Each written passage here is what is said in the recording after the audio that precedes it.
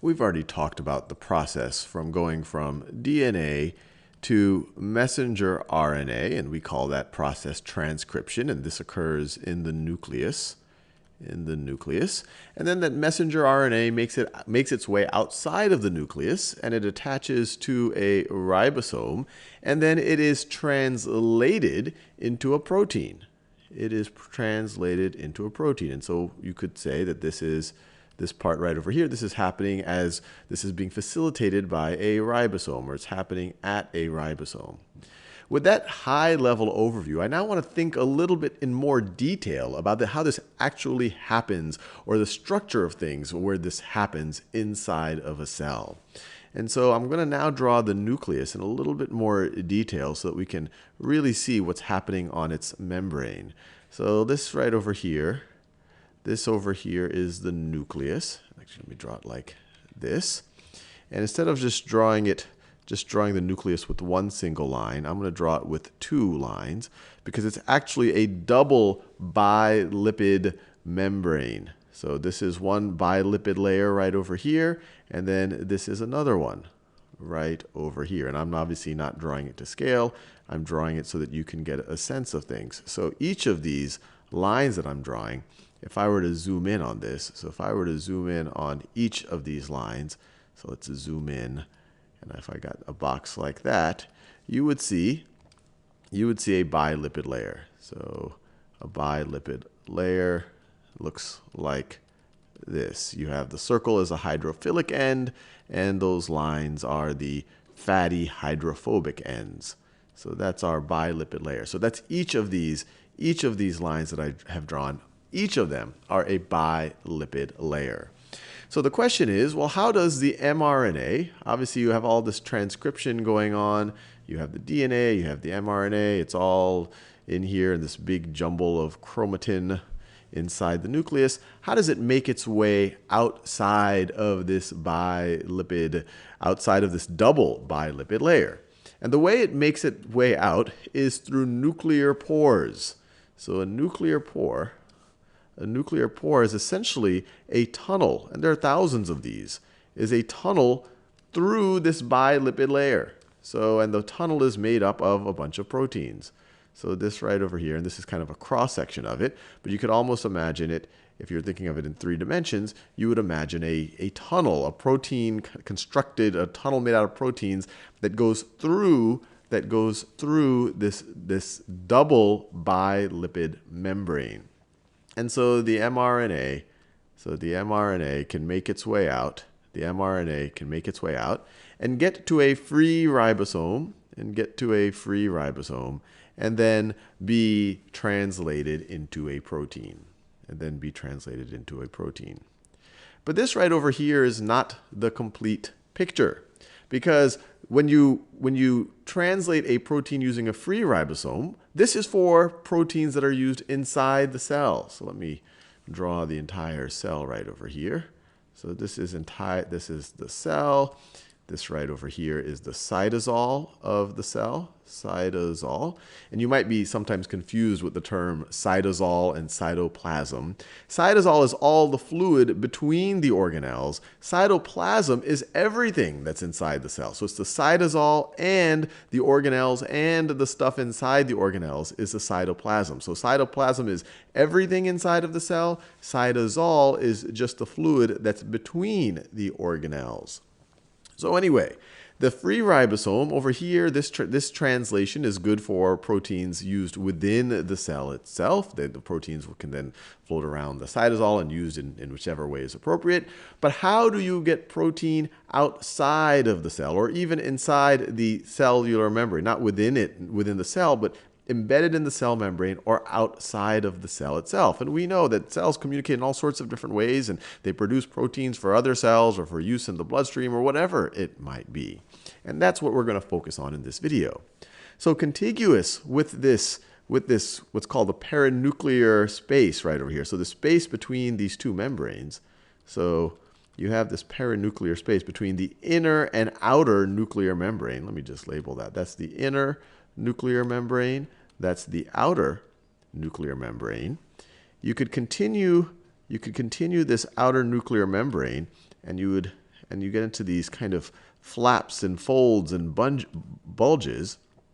And this right over here is considered a separate organelle. So you get this thing that looks like this, and I'll just do it the best that I can draw it. And this right over here is called the endoplasmic reticulum. So this right here is endoplasmic reticulum, which I've always thought would be a good name for a band. And the endoplasmic reticulum is key for starting to produce and then later on package proteins that are either embedded in the cellular membrane or used outside of the cell itself. So how does that happen? Well, the endoplasmic reticulum really has two regions. It has the rough endoplasmic reticulum, and the rough endoplasmic reticulum has a bunch of ribosomes. So that's a free ribosome right over here. This is an attached ribosome. This is a ribosome. These are ribosomes that are attached to the membrane of the endoplasmic reticulum. So this region where you have attached ribosomes right over here, that is the rough endoplasmic reticulum. I'll call it the rough ER for short, perhaps an even better name for a band. And then there's another region, which is the smooth endoplasmic reticulum. And the role that this plays in protein synthesis, or at least getting proteins ready for the outside of the cell, is you can have messenger RNA, right? Let me do that in that lighter green color. You can have messenger RNA find one of these ribosomes associated with the rough endoplasmic reticulum. And as the protein is translated, it won't be translated inside the cytosol. It'll be translated on the other side of the rough endoplasmic reticulum, or you could say on the inside of it, on the lumen, or in the lumen of the rough endoplasmic reticulum. Let me make that a little bit, let me draw that a little bit better. So let's say that this right over here, that right over here is the membrane of the endoplasmic reticulum. And then as a protein or as an mRNA is being translated into protein, the ribosome can attach and add let's say that this right over here is the mRNA that is being translated. Let's say it's going in that direction right over here. Here is the membrane of the ER. So ER membrane. This right over here, and actually the way I've drawn it right over here, this is just one bilipid layer. So I could draw it like this. I could do it like this. And this bilipid layer is continuous. It's continuous with the outer nuclear membrane. So let me just make it like that so you get the picture. And then at some point in the translation process, the protein can be spit out on the inside.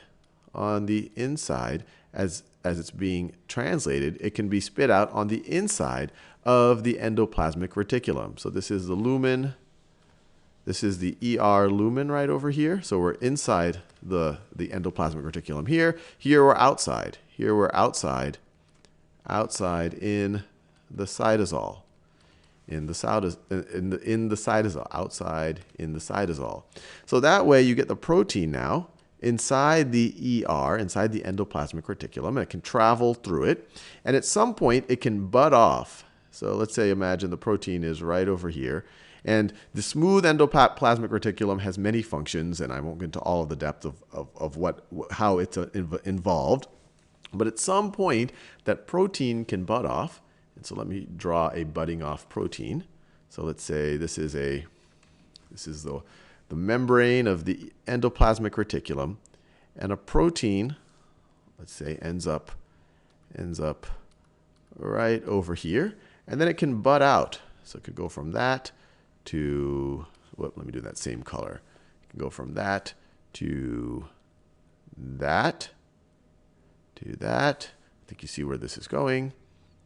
To that, and then to that. And then it could go to something like this.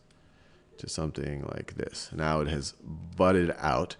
And when you have a protein, or really you have anything that's being transported around a cell with its own little mini membrane, we call this a vesicle. So now it'll bundle up, and now it is a vesicle.